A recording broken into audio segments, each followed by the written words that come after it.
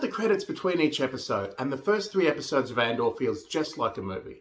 An extremely well-constructed movie told in 3 acts. G'day, welcome to the Nerdy Dad channel. Pull up a chair and let's talk about the first 3 episodes of Andor. I'm going to start with broad brushstrokes before we get into spoiler territory. The first 3 episodes were written by showrunner Tony Gilroy, and they were directed by Toby Haynes. We know from what Gilroy has said in interviews that each set of 3 episodes acts as a self-contained arc. And as a setup top, the first arc really does feel like a movie. While there is more story to tell, this chapter of Andor's life has a definitive beginning, middle, and conclusion.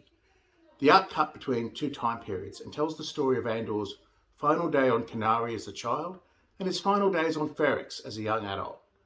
The show is definitively Star Wars, but it feels different. It feels gritty. Yes, but Star Wars has always felt dirty and lived in, so that doesn't quite cover it. It feels like it's for an older audience. There's violence, and even, admittedly off-screen, sex. But it's not gratuitous. There's more tension than there is action. But when we do get to the big action set piece in the 3rd episode, it's executed brilliantly.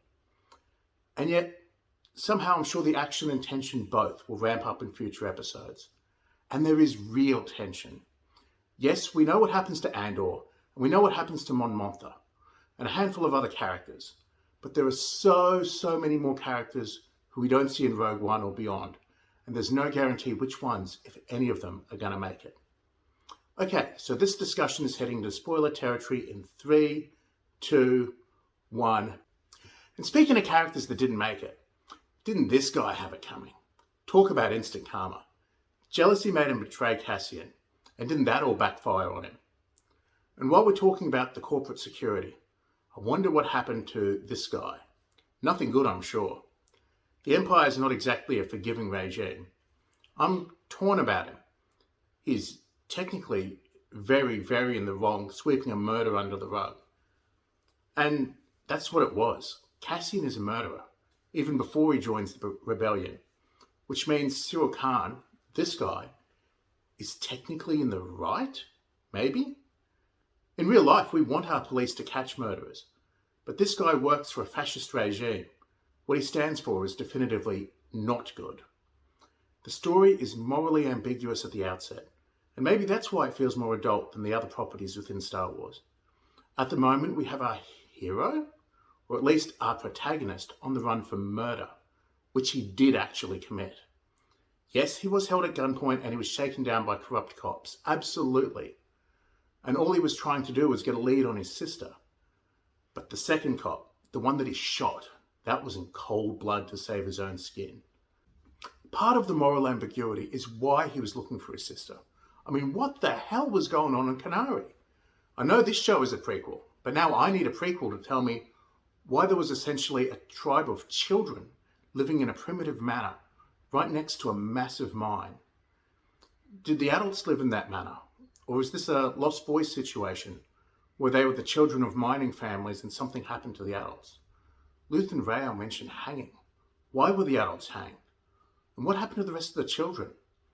Marva seemed to think they were going to be wiped out.